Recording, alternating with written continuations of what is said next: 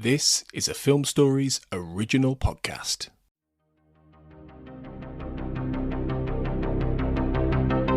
This is Writers on Film, the only podcast dedicated to books on cinema.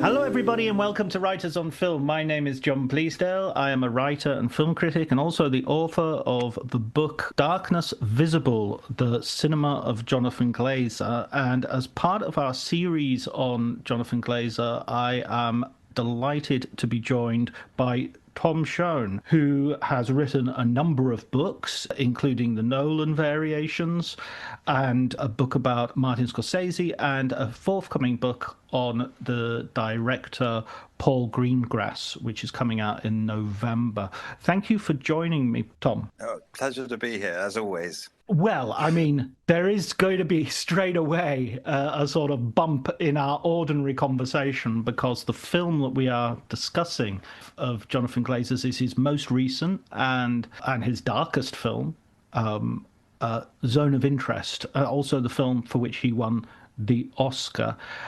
So like we were talking before we started recording about when we first saw this. Well, what was your first experience of seeing this film? I saw it first on my own in a screening room, as critics often do, and I was blown away by the film. I thought it was absolutely fantastic. I'd been hearing stories about it, and the stories that I was hearing before I saw it were the crew who had worked on it were just sort of, all these stories were filtering through about how they'd found this really unusual way of working. They'd never worked this way before, and how incredible it was to be. So I was just picking up all these sort of tremors on the track. I was like, what's going on with this movie? What's so unusual about it? What are they talking about? Why is it so unusual? And then I saw it, and then you see like the sort of technical kind of tour de force of it, the use of sound, the way he shot it with this kind of almost CCTV kind of style, no close-ups, all this sort of thing was just, and I was like, and it instantly made sense to me, and I kind of thought, this is very much a film that deserves to exist. And I had thought that it was almost impossible to kind of come up with a new film. The Holocaust has been so, from being not covered at all, by movies, it's been since sort of 1993 and Schindler's List, it's been covered sort of, really endlessly. And I sort of thought, well, there's no angle left. There's nothing left. And so it astounded me that that not only was there a new angle, but it was just a wholly original one. That there was a wholly original new film and take on the Holocaust. Absolutely astonished me.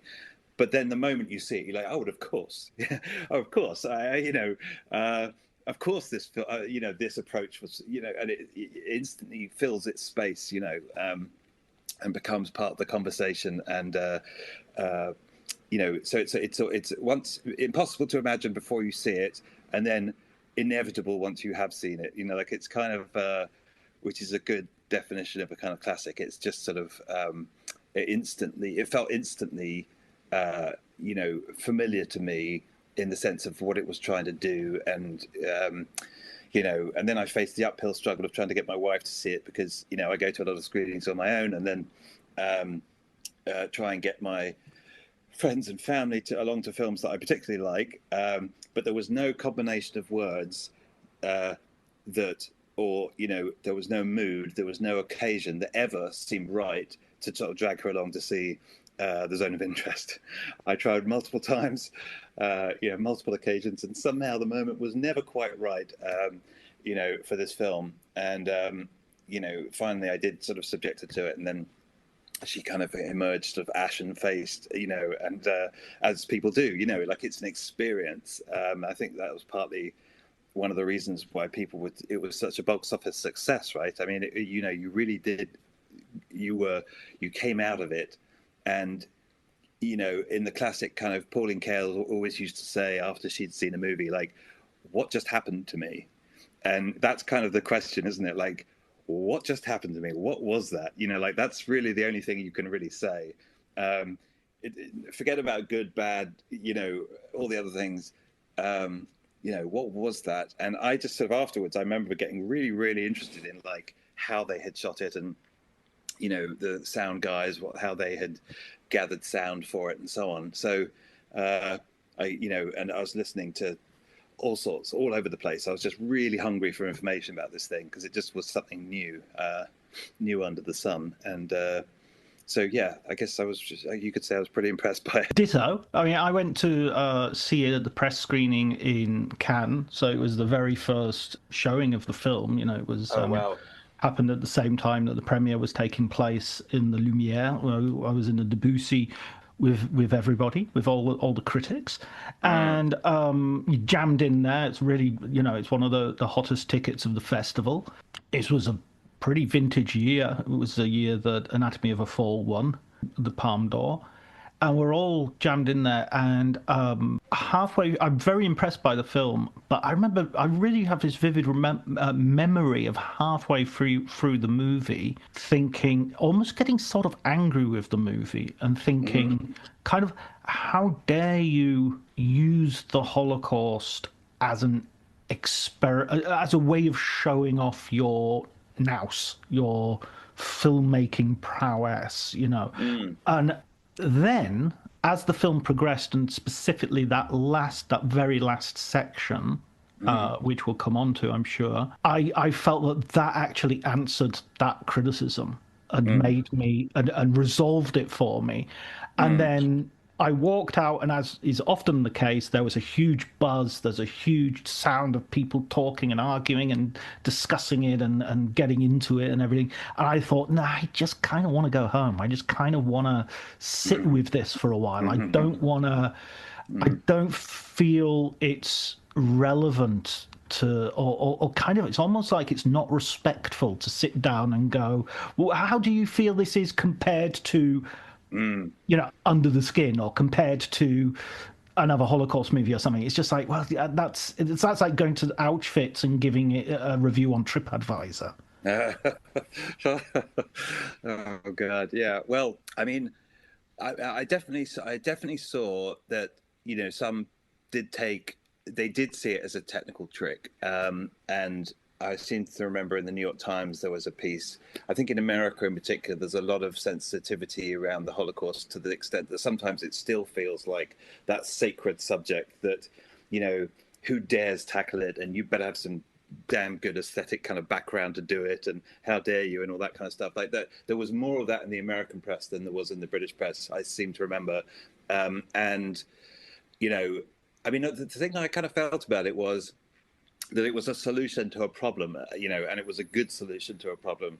Now, the problem is, here is this rabidly fascinating, section of European history, right?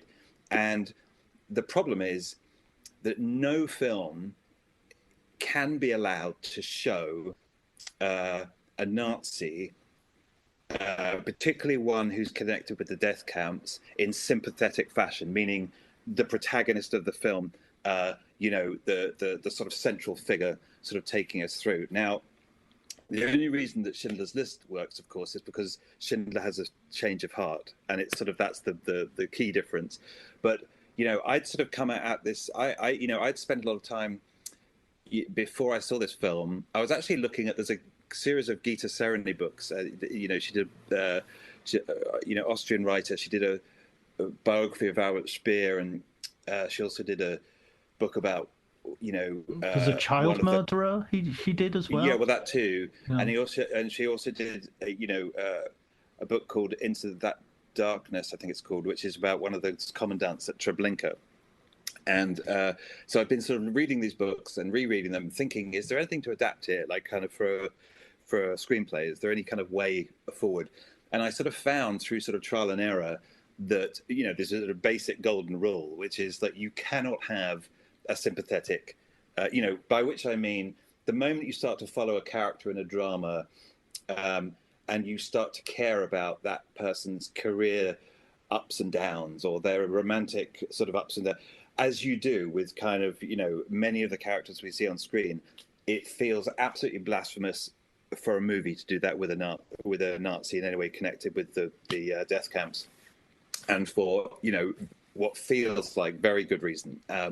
So there's this interesting problem. How on earth then are you to portray these people, assuming that you think that they're of interest sufficient for a film, aesthetic interest, dramatic interest?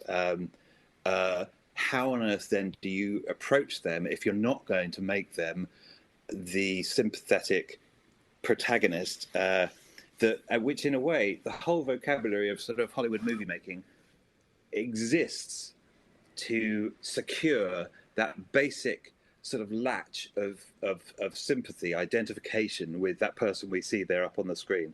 Like everything from kind of camera angles to editing, the whole bag of tricks is all about getting the audience to emotionally latch on to this person they see, identify with them, see the world through as they see it, care about where they're going, follow them through their journey, right? That's cinema just sort of exists, at least in Hollywood, to do that. And so what Glazer's done in this is he's completely short-circuited that entire mechanism of identification with the people we see on the screen, and the kind of the latching on of the sympathy, and it's through all the sort of tricks that editing, camera angle, all that stuff. If you sort of take out all the the normal beats, and let's say close-ups are a really good example of the way in which you do that. Something happens, okay, close-up. How did they react to that? You're immediately now following that person's reaction. What happens if you deny a movie all of that? Just completely throw away all these little tricks that it has to get people to identify with the people on screen. Like, what happens? Like, what kind of film are you left with? Like, is it watchable? Is it boring? Is it a film even? Is it a documentary? What is it? What are you left with?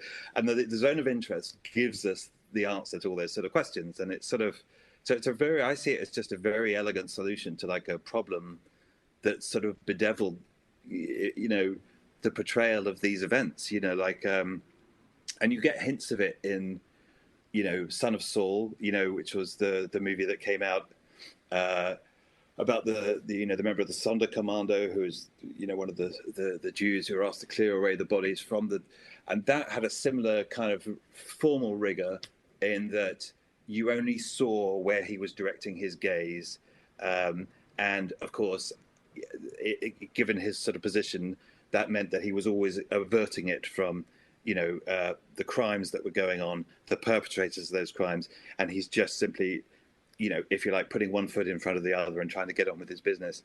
Like that began to hint at the sort of elegant solution that I think Glazer comes up with in this film, right, where he, if you like, takes that to the nth degree, like, and takes that kind of formal experiment of Son of Saul and just sort of says, I'm going to do the whole movie and it's going to be, like that. So I felt, I must admit, pretty excited by it when I saw it. I was like, here it is. This is how you do it. This is the solution. This is the, so I didn't sort of feel so much of the trickery, but I certainly saw that like technique and a certain self-consciousness about technique had to be part of the answer. You just can't do a normal movie about the perpetrators of these crimes, because the moment music would be another example. There's very little music in the film, so yet another crutch, by which we are kind of eased into identification with the events we see, just sort of snatched away. I seem to remember listening to kind of an interview with him, and he was talking about the soundtrack that he commissioned, and from, who is it who did Mika Levy. Yeah, of course, who'd done Under the Skin, fantastic, innovatory kind of film sound designer. And and she had written much more music for it originally than they ended up using. And they found just by trial and error that they kept on trying to put music onto it, and it kept on shaking it off, you know. And I just had this image, the way he was describing it, as if they were just shucking this sort of unnecessary dramatic artifice it didn't need or want, or felt superfluous. And I thought that was interesting. And you know, he was trying to find it. You know, he was trying to follow something and find it in the making of it. And you know, yeah, I mean, it's still. I mean, what did you?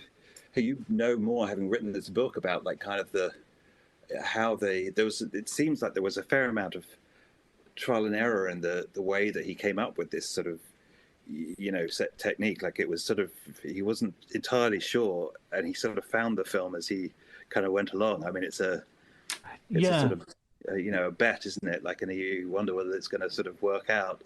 I mean, they bought the rights for the Martin Amis novel, which it's sort of nominally based on, but has very little actual connection with beyond the title and the setting.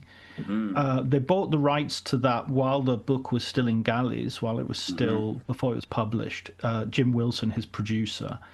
And they did a lot of research, and Glazer often talks about how long it takes him between movies is because he's doing so much research into them that that research he considers filming as well. So he's sort of working at it, and he might even be doing short films, or he might be doing installations of things, which are also sort of trying out little sketches of what he intends to do later.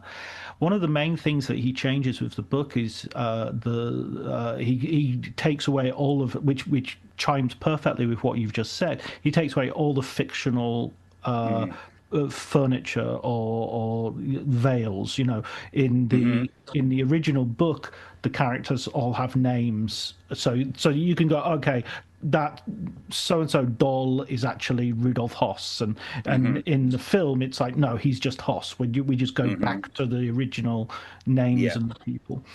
And in terms of the camera technique, he'd already pioneered this with Under the Sun, where they actually invented these micro cameras in order to have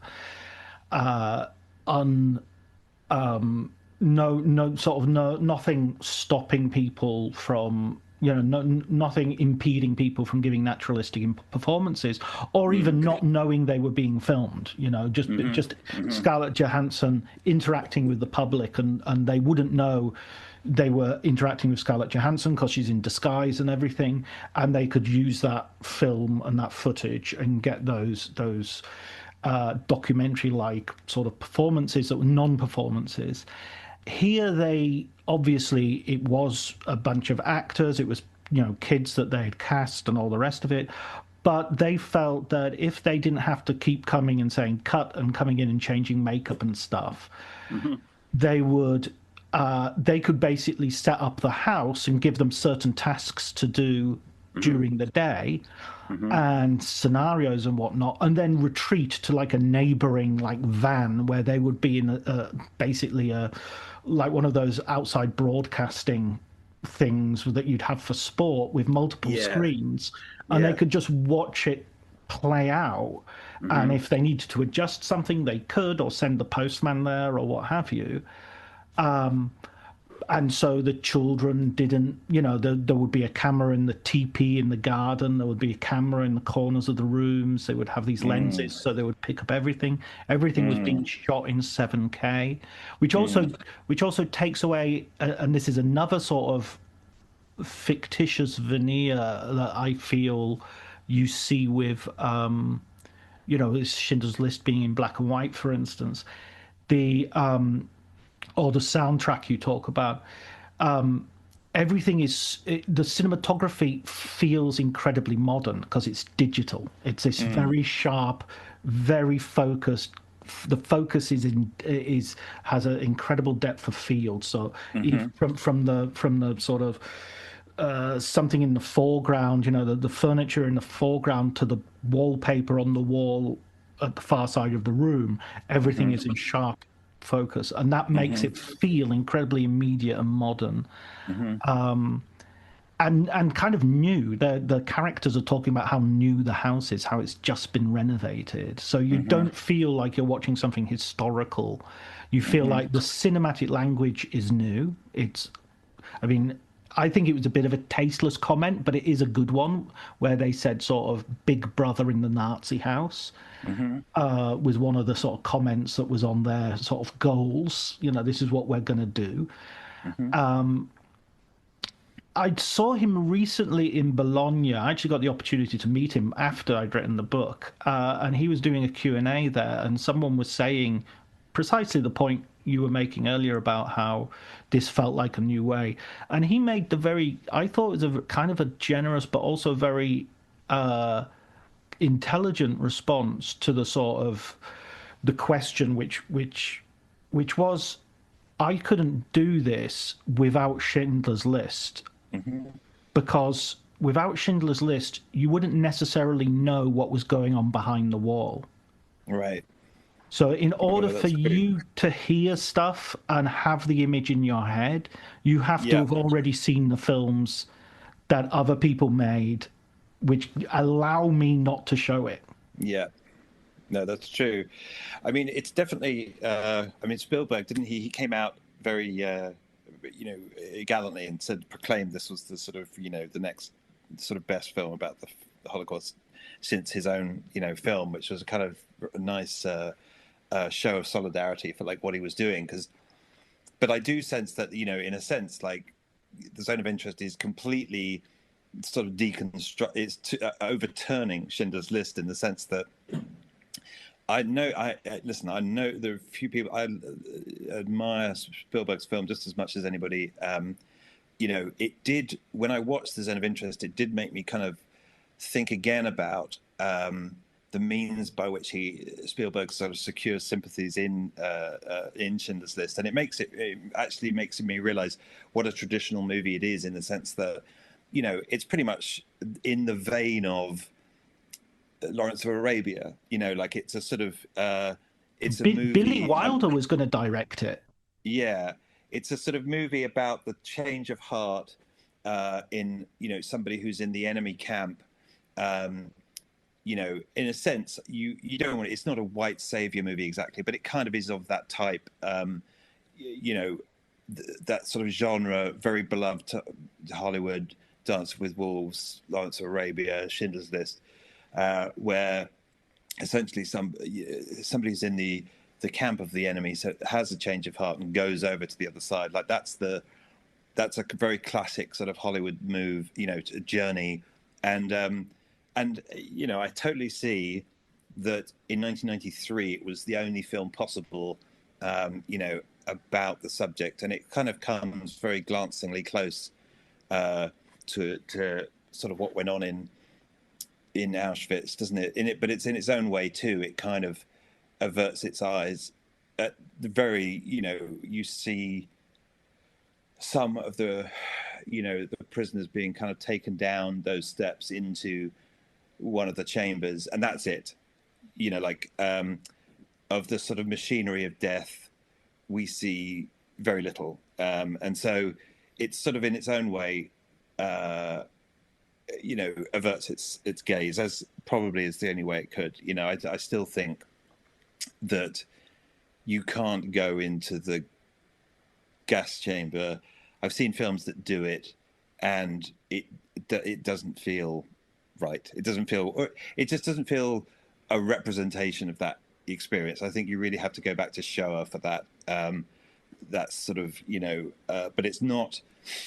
So indirection has to be part of the vocabulary of almost any filmmaker approaching the subject. I sort of think it's a bleakness, indirection are the only ways that you can do it. You have to sort of sneak up, and but I don't think anybody's done it quite as kind of as starkly as Glazer does in The Zone of Interest. Like it's the obliqueness and is the film, that kind of, then his ability to, I mean, the use of sound, much remarked upon, is really quite astonishing. And it's sort of, listen, I'm a big sound nerd. I love sort of films that are that have interesting use of sort of off-screen sound, whether it's kind of in A Man Escaped or or the No Country for Old Men, where you hear that little, you hear a light bulb being unscrewed in the corridor outside where he's sort of sheltering in the dark, and that just sort of just, the use of off-screen sound is, to me, like, it's just one of the great sort of stealth tools of the movies, and it's very good, I think, at like kind of at horrific situations, because frequently you can't show the most horrific things, or if you do, this sort of it will lead to a kind of a disappointment about what you're seeing, or it's too explicit, or but I think with sound, I don't think you're ever in that, because you're just sort of suggesting, and so it just is the most, because your imagination is just firing overtime. Like, it's just it's so horrifying. So I think that's kind of really part of its achievement is to render these things horrifying, these events horrifying, without having been so crass as to sort of show us, people dying or people getting shot, or what went on in the gas chambers. I think it's just, and it's remarkable how it succeeds as a kind of a sort of horror movie almost. It's not a horror movie; it's not in anywhere near, but the experience, the sort of physiological experience of watching it is not too unlike watching, a horror film. It's I don't know. I mean, what did it? You tell me about the sound, because I know that they went recording. I think I remember interviews where they were talking about, like, kind of how they went around with microphones. They went around Europe looking for sounds for this film, didn't they? They kind of they went to demonstrations. They went to, like, all these different trouble spots, collecting sounds. And there are such heartrending, ghastly things going on in the soundtrack of it that you wonder where they went, that they were picking up this material, like football stadiums was one. Is that right? Yeah. Oh. Yeah, and they were picking up people, genuinely arguing and shouting at each other, and they were using that as soundtrack in the Oh.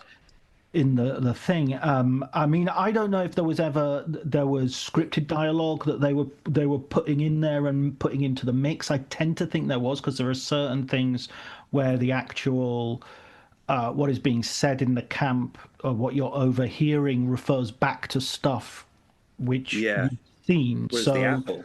Well, exactly, and I mean, I think that's one of the key moments, which is very easy to miss on a first viewing. I think I only really got it later on.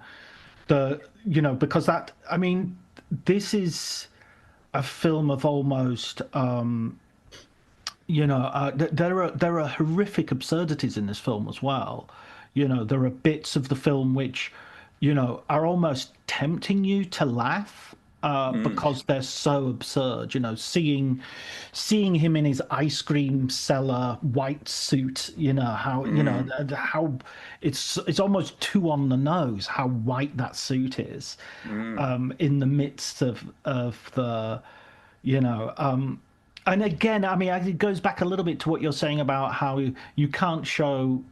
I mean, there was that film by the Daniels, Everything Everywhere All at Once, where, they had a rock with googly eyes, and all of a sudden that's a character, Everything is a character. Everything, as soon as you put two lines together, it starts to become a character, it starts to become a narrative.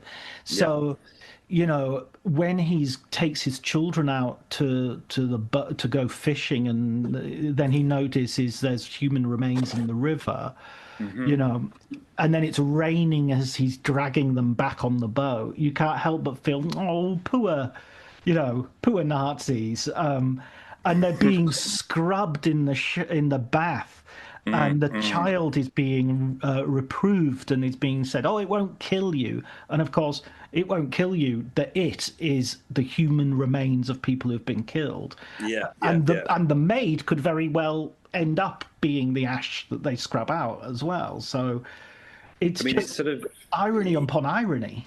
yeah. I mean, I think he must have shown great restraint in a way, in a sort of there's not belaboring that. But there were so many points where he could have sharpened those ironies, and I kind of like that he doesn't. I remember that line. It really lands, doesn't it? But there aren't too many of that. I kind of like it. Would feel too much like a work of like a work of art, which is to say, a work of artifice. If there was too much of those sort of bits of dialogue, essentially, that sort of that where the theme of the movie is somehow pushed further along the track by the character speaking, which is kind of like a way of kind of writing dialogue that I absolutely hate. Instead it feels properly random, but he does fashion from what feel like, I mean, to go back to the apple, I mean, I sort of loved the the way that's sort of introduced through those inverted the negative imagery where you see the girl going around It's a heat camera. It's a heat heat camera. camera from a Polish military firm and so what you're seeing is not light. This is another sort of like, this is where it's perfect for my book, because it is literally darkness visible. It's literally, if you looked at that image with your eyes, you would just see pitch black. But you're picking up the heat of the body, and you're picking up the heat of the apple that has been held in a hand.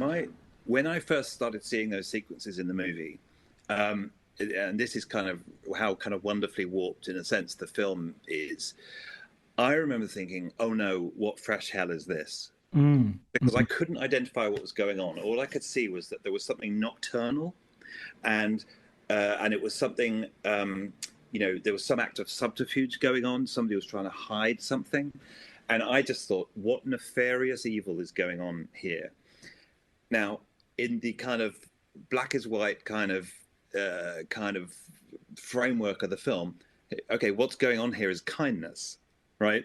And I thought how absolutely appropriate that kindness would show up in this film as this kind of inverted, almost hellish image. Do you know what I mean? It sort of looks so scary that I would be frightened almost of kindness in this film. And then, of course, I understood what was going on, that the servant girl was planting food for the prisoners, that, we then later find, tragically, someone is shot at one of we hear that one of the prisoners has been discovered over we hear this over the wall with one of those apples, and is summarily shot. I think I'm right in saying, and then we hear the younger boy, the son of the Huss family, who says he's playing with something in his room, and he says, I won't do that again. And it instantly becomes incorporated into his play. He's playing, and he hears a prisoner being shot, and he says it's so offhand and chilling. He just sort of says, "Oh, he won't be doing that again," as if he's just being slapped on the wrist. Like the boy is hearing it and interpreting it through his worldview, which is, kids do bad things, they get told off, and that's sort of how he's interpreting what he's hearing. A man's being executed, and he hears and sort of puts his gloss on it as if it's no more than a child being reprimanded. And I get it's one of those things where I don't know how he arrived at that. It doesn't feel kind of scripted in the sense of somebody sitting down and kind of pouring a he's not sitting down and writing literature. It may have been a sort of almost a chance, a snippet, a bit of nothing, a teeny bit of camp life that he just decided to sort of expand upon. But it's sort of wonderfully sort of resonant, for that reason. I think it's, I think the way the kids internalize what they hear and is fascinating. And I think the dog too, is the dog in the family is sort of always scratching at those flower beds, isn't it? And then it's barking at the dogs on the other side. So it's almost like the children and the dogs, somehow they don't have that, because all the adults are going around pretending nothing's happening, right? But the children and the animals don't have that auto inhibitor that tells them to sort of stuff it down, and so it kind of they're barking at what's going on, and the kids are sort of incorporating into their games what's going on. They're pretending to kind of gas each other, and they're sort of In the greenhouse. That's in the such a greenhouse. chilling moment. Yeah. Yeah. So I find that to me strikes me as being like I believe that. I sort of think that seems psychologically right. I think that feels accurate in some way. That is how children process things differently to adults, and it also feels like dramatically justified, and like as part of its sort of statement. It's but yeah, it doesn't feel sort of like too much like a work of art. It's not like it's been sort of worked on or sort of fashioned. A lot of it feels found, doesn't it? It sort of feels sort of random and sort of found, the documentary sort of aspect of it. But yeah, endlessly fascinating. It's sort of it's a difficult. I haven't gone back to it since it won the Oscar, but I can imagine it being a kind of rewarding, and I think there's so much to kind of get out of it. Some films sort of live on, don't they, in your mind's eye? They kind of have a sort of an afterlife in your head, and this is definitely one of them for me. I think it definitely it haunts you a little bit. I think to go back to the dog for a second as well, there's a strange irony or absurdity in watching the dog sort of, while they're laying out the food for the party, and you see the dog sort of going back and forth, and it's sort of, and you can hear what's going on the other side of the fence, and yet you're sort of thinking, somebody grab that dog, it's going to get the meat, and it's going to take something off the table, and you're distracted by the dog in a way that is, so you're, in that sense, this film is sort of truly interactive because it's forcing you into situations where you're kind of discounting things that you think shouldn't be discounted. You're losing perspective even as you're being given the perspective. Another example of this, aside from the dog and the meats on the table, the cold cuts, is when Hedwig and Rudy. He gives her the news that the family's going to have to move, and again we have that wonderful sort of classical irony of her saying, this is Auschwitz, this is my dream, this is we've made a home here, this is a paradise, and you have that dissonance, that cognitive dissonance of sort of going, no, this is absolutely monstrous, but also, yes, you do have a nice garden. Yeah, it is a nice house. The film is, I think the film is, in a way, it's kind of putting its audience through the same sort of, if you like, numbing kind of dissociation, active sort of dissociation that clearly and reportedly, those who perpetrated these crimes actually experienced in order to do so, right? The whole sort of machinery of death is basically there because, Himmler was concerned about the damage that was being done to the SS, men of the SS who were having to execute Jews in the forest point blank, and they came away from the experience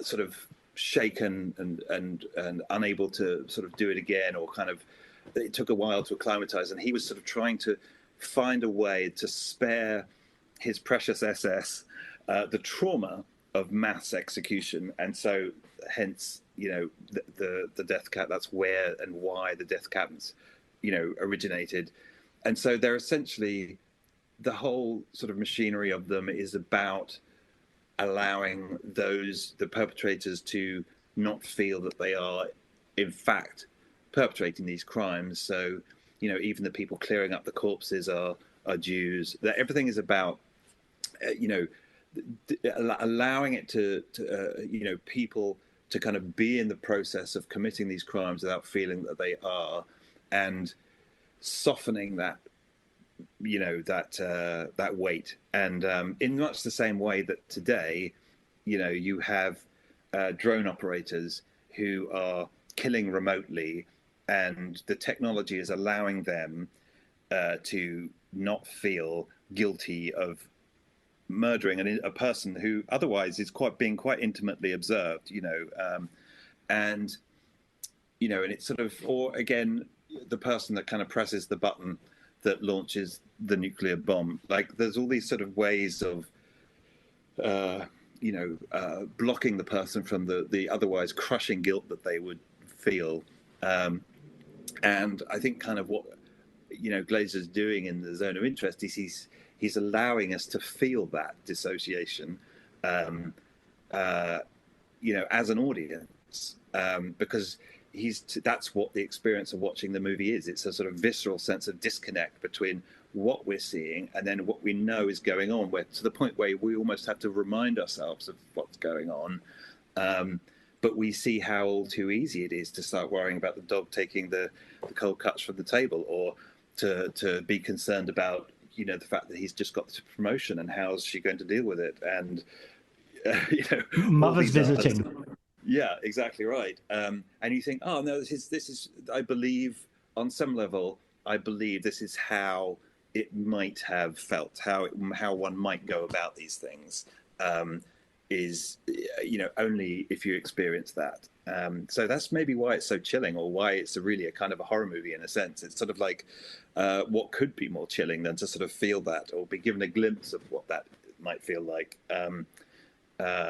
Because the thing that, you know, what the phrase "the banality of evil" gets at is that whenever people went to these men and tried to interview them expecting a monster, they never found it, and they were always crushingly disappointed that the man sat in the chair opposite them, who they were, you know, interrogating, saying, "Well, why did you do this? And how? What didn't you feel this?"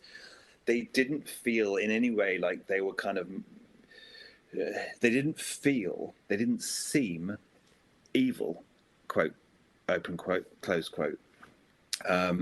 They just seemed morally absent, you know, functionaries, and so that dissonance, that's what, you know, that's what we call the banality of evil. But it really doesn't, you know, it's just a sort of disappointment that the men are almost not equal to the crimes they're committing, or that they're sort of infinitely smaller than the crimes they're committing. You know, and I think that again is kind of what you get. I think he chose his actors very well. I think that there is simply, you know, if you were to look at the performance of what's the name of the lead actor? Christian Friedel.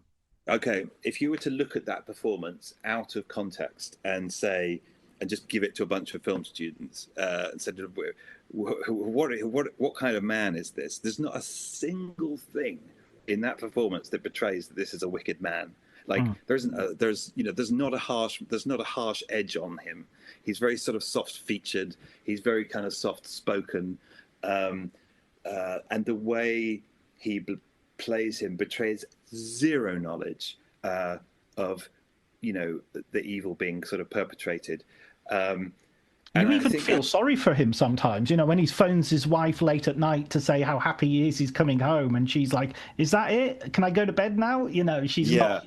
She doesn't share his delight. As far as she's concerned, he should never have gone away. So, you know. I mean, it's interesting in a way that I feel more judgment towards her because we see her putting the fur coat on.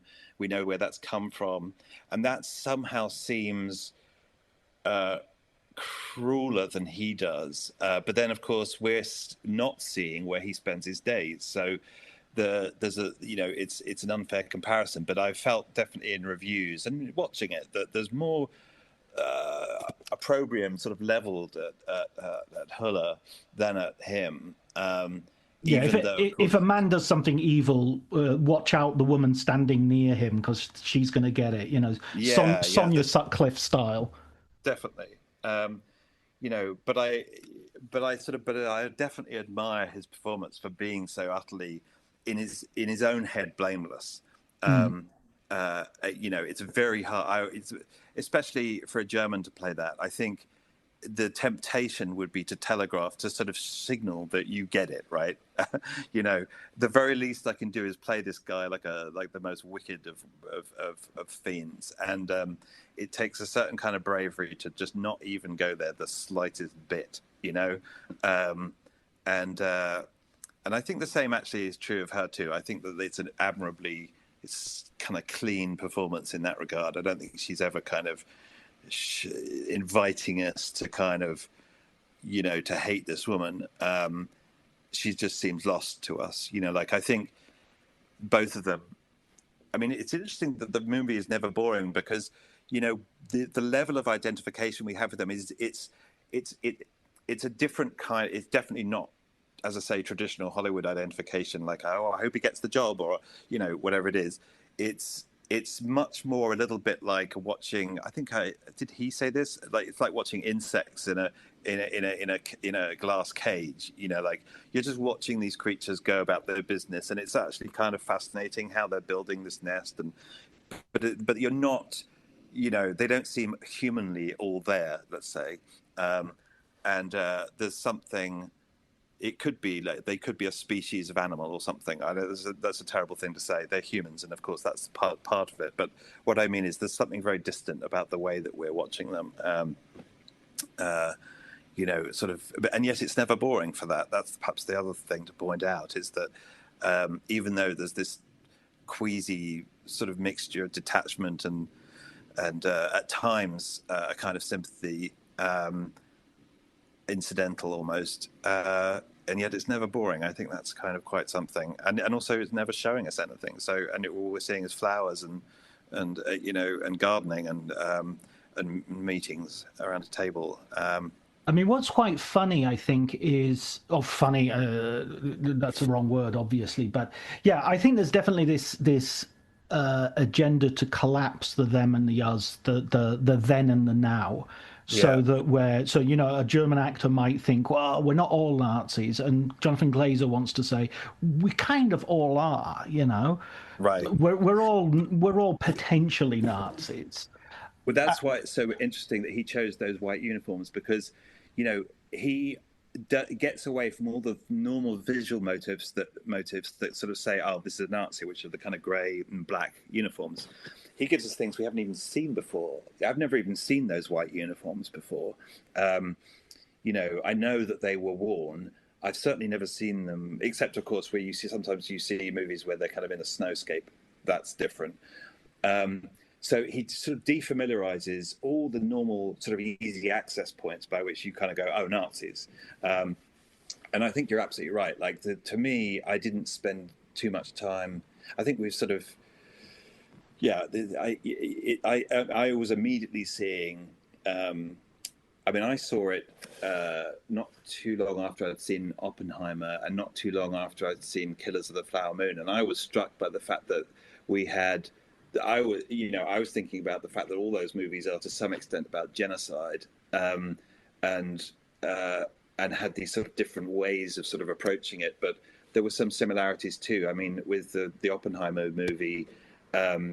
The way that Nolan shows the use of sound is sort of similar to that in The Zone of Interest, in that sort of we're hearing when he's addressing that hall, and they're all kind of triumphantly saying, "Yeah, you did it, OP," and he's getting this kind of big triumphant hurrah, but he just is hearing the odd scream in the sound mix, and you're not seeing it anything. Not yet, anyway. But you're just hearing, and the sound stuff is kind of really a little bit similar. Like we can't see it, but we can hear it, and it's very, very unsettling. So, and again, Oppenheimer is sort of its own answer to the question of how do you make a protagonist of a sort of morally dubious sort of human. And I think that the conclusion that Nolan came to is certainly like the biopic, normal sort of biopic format needs to be completely kind of, broken up and sort of Picassoed and sort of, you just can't do it. You cannot run. Here's a basic rule of cinema: you cannot have a biopic, at least as it's traditionally conceived, about a bad man. It's an impossible thing. The biopic is inherently geared towards, the achievements of sort of great men and women, and you can't. The only way you can get around that is if you just chop it up like Nolan did. But again, it's sort of, there is something going on there, which is how guilt is deferred. How a sort of moral numbness, allows, the machinery of genocide to sort of go forward. And I did see a link. I was definitely seeing, when I saw Zone of Interest, I was thinking, I was thinking of Gaza, I was thinking of drone operators, I was thinking of the nuclear technology that Oppenheimer was coming up with. It just, he'd achieved his aim, he had stopped this being, that's just about the Second World War, to, this is going on with sort of other genocides. And that whole way of thinking about, of kind of anesthetizing yourself to them is still current. It's still going on, and it's sort of very topical. Well, there was a recent photograph. I think it was taken. I'm not sure if it was taken from Israel or if it was taken from within like a settler's compound, and there was basically a swing set and a green grass garden, a big wall, and then overlooking it were just the ruins, the moonscape of Gaza, and people were making a direct reference to the poster from Zone of Interest as like, this is the poster of Zone of Interest, and it's Israel. It's not, or it's the Middle East. It's not. It's no longer Nazis. And as much as that comparison has always been something that people, right-minded people, have tried to shy away from, with good reason and with good argument, it's becoming increasingly difficult to do so. You have to twist yourself into pretzel shapes to get away from it.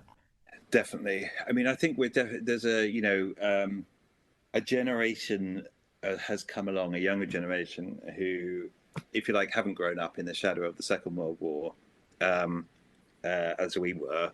And even though our lives didn't sort of overlap with the Second World War, our family members absolutely, we've all have family members who have direct experience of it, and we hear about it. And whether it's people hiding in shelters, whether it's people taking part in the armed conflict, whatever it is, we as children, we kind of grew up with it, and we saw the Dam Busters on TV, and the Second World War was definitely a very palpable presence. And I think what you have now, and it's sort of fascinating. It's it's new, and you've got this first generation of people who have not, if you like, being oriented entirely through Second World War movies as we were, and they are kind of cut. And I think in a way, Glazer is sort of anticipating and part of that movement. He's sort of, this film offended, I think, a lot. I mean, I think it offended the Son of Saul director was one of those who came out and laid into Glazer's speech at the Oscars, where he, essentially made a case of his own allegiance for the plight of the Palestinians and what was happening in Gaza, and making the point that you've just made. And he got hammered, as we know, and there was a big outcry. And I thought it was a really interesting, kind of litmus test for kind of Hollywood. It seemed to split everybody right down the middle. It was not a easy to predict. I mean, it wasn't a scandal exactly, a sort of little mini scandal, but it just sort of it definitely kind of the way things parted was sort of revealing. And I remember being really disappointed, actually, that the director of Son of Saul had sort of taken that. I sort of felt these films, you're making these are all part of the same project. This is your filmmaking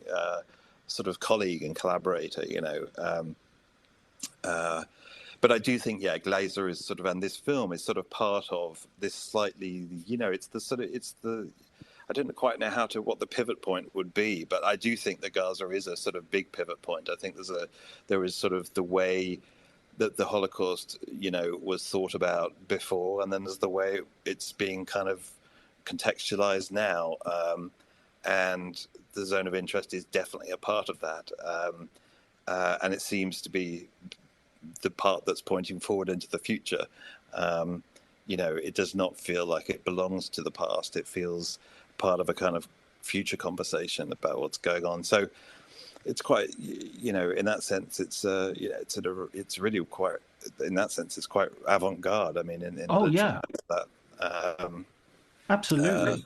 I mean, you talked about like the multiple camera setups and the thing. I mean, one of the things he talked about once was in Bologna was how it meant that his continuity would work. That someone would basically they would do one day and the continuity was perfect because they would catch. So for instance, there's a scene where the paterfamilias, the father, goes from room to room, turning all the lights off and making all the doors are locked. A very domestic, ordinary action. But the cutting takes place more or less exactly synchronized with him going from one room to the next and to the next. And it's exactly how we would watch a reality show. The contestant has gone from one part to the next, and now the contestant is in the garden, and now the contestant is walking down the corridor towards a confessional, and you would follow them with those precise cuts. And so again, it collapses any sense that we're watching something on celluloid, something which is from the past, something which is, finally, I think I think this is a good place for us to sort of start to sort of wrap up our discussion. But that final section, which is him staring down the corridor, having drank a bit too much, or perhaps had an oyster that wasn't very good, or perhaps feeling some moral queasiness, but that seems to be the least likely. And he stares at the camera, he breaks the fourth wall, and we get this remarkable darkness, which you've kind of been prepared for because there have been moments in the film where the camera's gone into flowers, and or the screen is at the very beginning starts black, and you have this musical prelude, a little bit like Lawrence of Arabia, actually, an overture. You'll get an epilogue at the end, which will just be music and darkness as well. In the book, I refer to it as air gapping the film, so that you don't have, you're prepared, you're disconnected from the real world in both cases.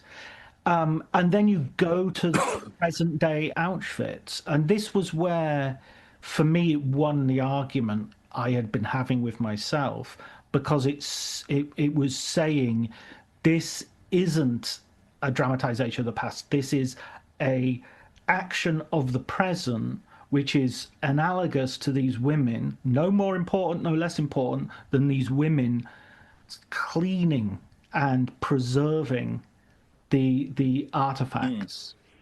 And I just thought that was a stroke of genius, which at the same time didn't show off its genius. Can I ask you something? Did you think that when he retches at the end?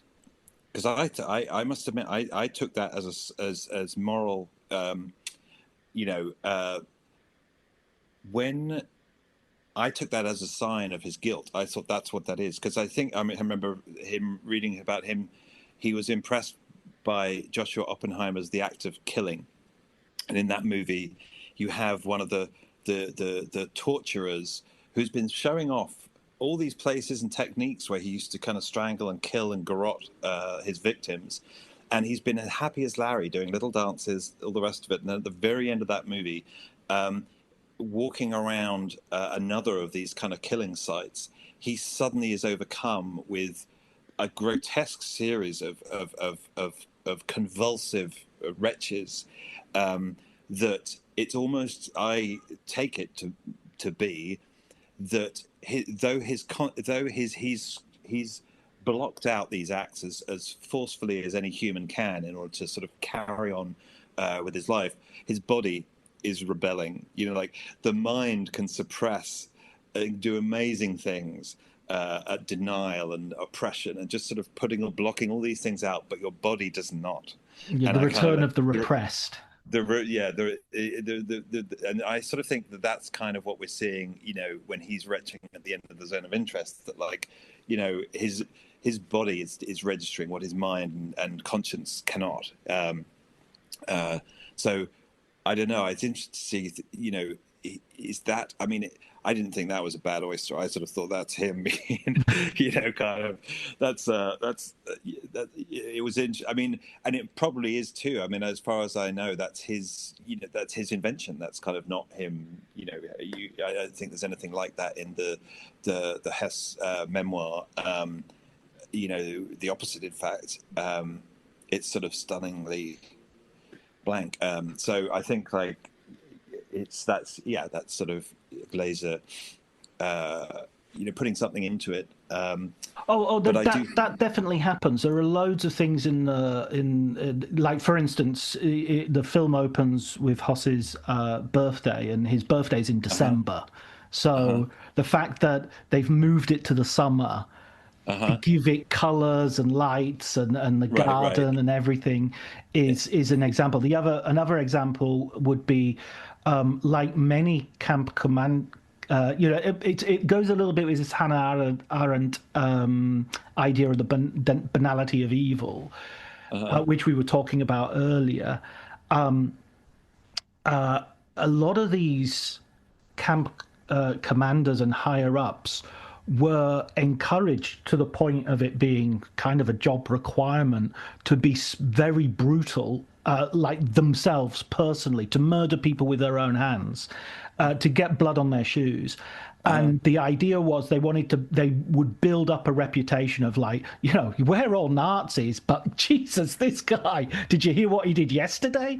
And they would really sort of like, there was a spectacular element to their cruelty, which is very far away from sort of the banality that we see on screen. In fact, Rudolf Hoss had gone to prison for murder prior to the Nazis taking power. So he was by no means like a meek, he was a convicted murderer. Prior to Hitler's rise to power, as a Nazi member in political violence.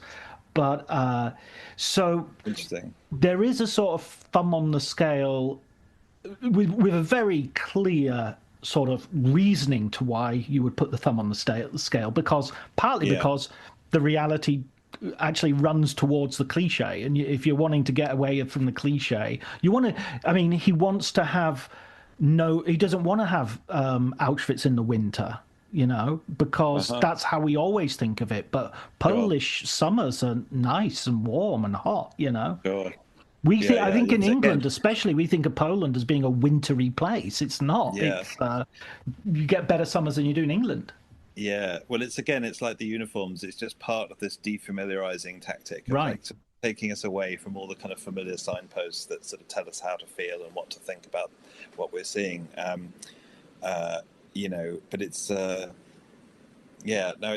interesting about the kind of the drawing out of the woodwork of the crueler men, the bad apples, and that seems very much a part of it. You sort of forget to, like, there was such a kind of, on the everyday level, just a sort of celebration of heartlessness, there was a sort of, just a little bit like MAGA now, where they're sort of, the cruelty is the point, what they say about the kind of, just in sort of conversation, or just as you went about your day, there was a kind of almost an expectation that, a member of the Nazi party would just be kind of casually cruel in their sort of daily business. It was sort of part of the kind of the very, very earliest bits of kind of indoctrination. It's like to encourage a kind of a national heartlessness that would eventually, result in the kind of the blackest of all. But it just sort of, it sort of starts on that kind of that daily level of kind of just encouraging cruelty. And so, it's a remarkable film. I think. What did you think of those final moments in when we go forward to the museum, essentially? I mean, it sort of at that point, I think it kind of, it becomes a kind of a cousin of Shoah, the sort of documentary that just sort of says, well, if you like, that's the sort of final surrender of fictional method to factual, which I think is kind of the sort of underlying. I mean, the same thing happens at the end of Schindler's List, really, where the point where it suddenly becomes a documentary of them laying the stones on the grave of Schindler. There's definitely a sense where filmmakers approaching this subject feel that their sort of flimsy fictions about this subject are not really necessary or welcome, So what a relief, in a sense, when you sort of can finally sort of throw it all off and just say, actually, fact is really the only thing that we can insist on here. But yeah, at that point, yes, I did. It just sort of, it was, it suddenly connected with its documentary brethren, if you like, and it sort of felt appropriate. So it was definitely a very daring movie to make. I mean, there must have been a lot of. I would be so interested to hear how he, if you like, talked himself into it, because my God, to do this in this way, I mean, to give yourself permission to do it, is quite, takes some balls. I mean, it's like it's very daring. I mean, it's like it's scary, actually. And I think in interviews, I seem to remember hearing sometimes that fear in him. How was this going to go down? And I think I heard nervousness, actually, in the reception it was going to get. Whenever he was interviewed about it. And I could absolutely imagine that, like, when you're going to make a film about the Holocaust in which you see not a single victim, you see, essentially luncheons and flowers, and, like, it definitely is, it's a very, yeah, I mean, in conception, it's highly original, and like all these things, it just, to sort of step out into the unknown and then sort of bring this thing into existence, and must have been, in a sense, terrifying, so, I mean, hats off to him. I mean, I think it's a sort of brave film, and I think it's sort of, I mean, I haven't heard people going back to it. I don't know quite whether people will or not. But I don't think you need to either. I don't think that doesn't really, the fact that I'm not just sort of watching it on repeat on, HBO or whatever, it doesn't matter. Who cares? I mean, you see things once. Kale used to see things once and that was it. Never a second time, never a third time, never sort of, so it doesn't matter. It's in our heads now, it's in us. So that's kind of where the film is going to be. I was saying before we started recording as well that, if I wasn't writing the book, then I wouldn't necessarily have gone back and rewatched it, short of what you did, which was like go with someone to show somebody it, which sort of is in a way just encouraging people to go and see it. It's always a mistake, by the way. I as a film critic, I am often in that position because I will see things on my own and I'll take family members to see it. It's not worth doing that because you sit there kind of feeling almost as nervous as the filmmaker themselves. It's like, liking it? What's going on? What's their reaction? And it's like, you're totally out of it. You're not watching the film. You're watching them, like, I hope they're liking it. Did you like that? Like, no. So it's like playing somebody a song at a dinner party. It's like, everybody shut up. I've got this brilliant song to play you. It's sort of like, no, the song is not going to be as good as the conversation was. So you might as well let it be. I mean, I think in terms of its reception, the film it won an important prize at Cannes. It won the Oscar. It's his most successful film critically. I think Sexy Beast was kind of drowned out by the number of gangster movies that came out that year. That was a year sort of Snatch came out and Gangster Number One came out, and so it was a flood of British gangster movies. Birth was absolutely flopped and was ridiculed and laughed out, and has since become a more, you know, a more cult, a refound sort of cult film. Definitely. Under the Skin was booed both at the press screening that I saw. Something I was told yesterday was that it was also booed at the premiere, which is very rare. Often films can be booed at the press screening, but usually when Scarlett Johansson is in the audience is there to see the glitz and the glamour and the stars and something, and they tend to restrain themselves from, even if they do feel something negative, they don't do it with the person in the room. But in this case, they weren't. And someone told me that Johansson turned to Glazer and said, "What does it mean? What does it mean? The you know?" And he thought she wasn't really. Maybe she didn't understand that the booing was booing. And she said, "Oh, they're discussing the film. They're making noise discussing the film." And she went, "No, I know they're booing. What does it mean for my career?" Oh. So it was. Well, It was like that. Have I tanked my own career with this? Which I mean, personally, I think Under the Skin she's never been better. That and Lost in Translation are the two films that she rules. So Zone of Interest was, in that sense, in this sense, has been kind of a triumph. But the speech at the Oscars was certainly daring, courageous, and I think he's taken a hell of a hit for it. Yeah. That's where you kind of felt that, like that again. That's he was stepping out of his again. It must have been terrifying to make that statement. I would imagine. You can imagine what the reaction is going to be. And again, I remember thinking, "Wow, that's incredibly ballsy," and I was very, very grateful that he had. And it's just it's interesting. There's a stubbornness in him, isn't there? There's definitely a kind of he's sort of hewing to his own compass, and it's evident in the film, and it's evident in the reaction to the film, and the way that people were outraged, by what he said. But yeah, I mean, it's sort of, that's really kind of, I guess, the overriding sort of feeling about it. It's just sort of, the courage it took to make it. I mean, maybe it doesn't feel like that to him. Maybe when you're just sort of pursuing something, you're too busy, lost in the pursuit, to really sort of think about the radicalism of what you're doing. But at a certain point, it must have dawned on him. Certainly, as it started to meet its audience, that it was such a hit. I mean, remarkable, really.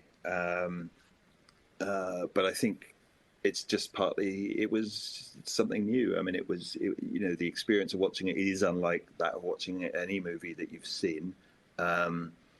It doesn't, it's sort of, as critics, we sort of sit there in the theatre, don't we? We're kind of hooked up to all these kind of EKG monitors and sort of heart monitors and pulse rates, and at least that's how I always see it. I always imagine myself festooned with wires, and measuring kind of what you're going through physiologically, and I think what you're going through physiologically in that movie is something very interesting indeed, and very unusual, that doesn't resemble the response to any other movie that you may have watched, and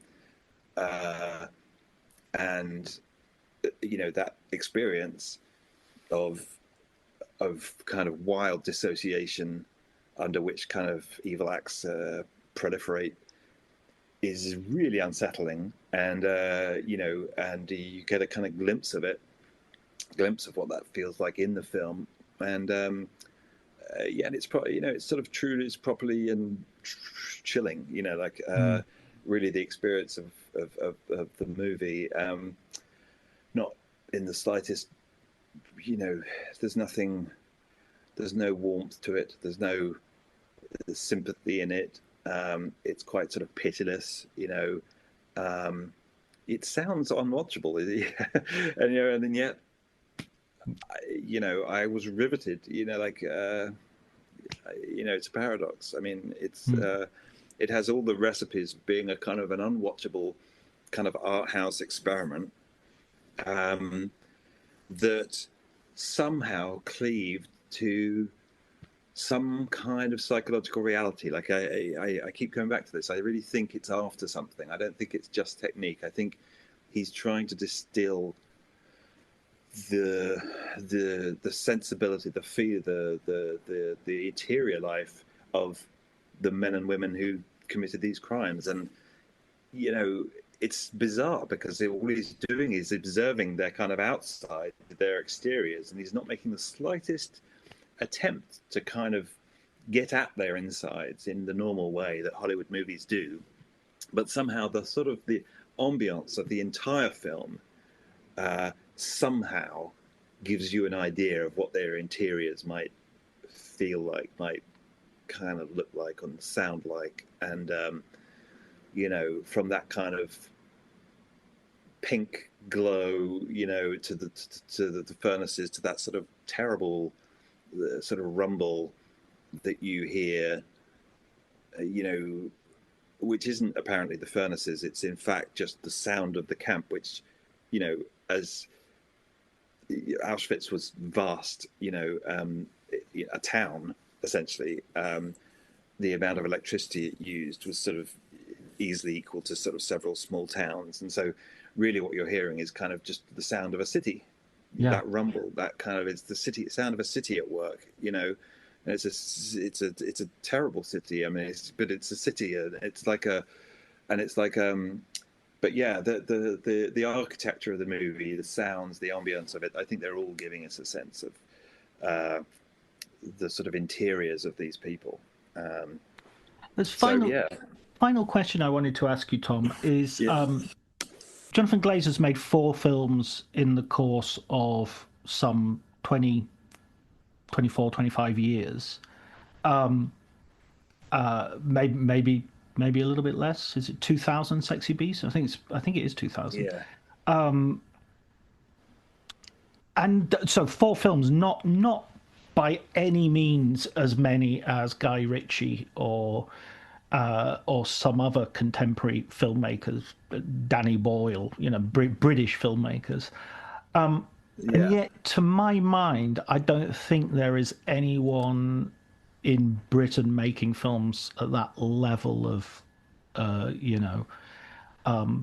artistry, heft, challenging, etc., etc. And variety. I mean, he spans genres and yet also manages to be sort of consistently himself. Maybe the outlier is possibly Sexy Beast, just because it's much more verbal than his other films. Yeah. But and it's much more, obviously the work of the script feels much more important than perhaps he had less of a hand in. So how would you place him in that sort of British filmmaking or even international? Well, I mean, it's curious. I mean, all those things are true, and yet until Zone of Interest, nobody I knew had ever heard of him. It's so remarkable. He's had this kind of, one of the great joys in a way of like kind of Glazer's career is that like he was this, so rarely that you come across like a genuine cult filmmaker in the sense of, people really, really thinking he was very good, and then but your family members or friends have never seen a single film of his, and it meant that a film like Birth had an amazing. It felt like you were a member of the Masons, if you like that movie. you would kind of go up to people, and sort of say, "Hey, have you by any chance seen this sort of weird movie?" And they would say Birth, and then you would realize, okay, you can relax. You're amongst your Masonic brethren, and in a way, that's over now. I think the zone of interest has made it. He's now everybody sort of knows who he is. So it's that point where we must give him up and see what happens. See if he can now withstand the currents tugging him. I'm sure it won't tug him to the mainstream, not in a million years, but a different set of kind of. Scarlett Johansson's question about what does this mean? I think, in a way, we could probably ask that of him now, like the zone of interest. Like, what does this mean? Like, where do you go from here? But yeah, I mean, I definitely think there's such variety in those films. I mean, he takes his time. It's like Kubrick. He's not sort of comparing him to Kubrick, but like he's certainly not sort of belting them out. And there's something kind of intriguingly kind of under the radar about him, or has been. So I'm not quite sure how visibility is going to kind of suit him, or if it will at all, or whether he'll just try and alienate everybody as fast as possible so that he can go back to being under the radar again. There was a year in the 1990s where every indie band gave an interview saying their next album they want to lose half of their fan base because right. They want to refine their fan base by alienating half of them. So he might do a Pixies bossa nova album or something. I mean, listen, the Oscar speech, I think, kind of pretty much did the version of that. Like, that was his version of those indie bands losing half their fan base. I mean, and he walked off that and refused to do any press. It was sort of like no further questions. It was and hasn't really hasn't spoken about it publicly. You haven't seen him since. That's I mean, I was surprised to see he was at this event in Bologna because I thought Did he seem like a hunted or haunted man? Not at all. Not at all. He was a little chippy. I thought he was a little chippy in the sort of, it was an event. It was an audience with, and he was being interviewed on stage, and then he took a couple of questions, and he did tend to sort of come back with like, how long until the next film? Well, it depends on how long this interview goes. That sort of answer, and you're sort of okay. But then I kind of bum rushed the stage to introduce myself because I had not been able to get any I'd not been able to get any contact with him, and I failed to penetrate various email addresses, and which was ironic that having written a book about Malick, I had less to go with Glazer than I did with Malick. And actually, when I did actually get through his security and publicity people, he was really affable and was very surprised and shocked that I'd written a book about it. He was sort of joking about it and then saying, "No, what? Wait a minute, you've really written a book about it? I thought you were joking."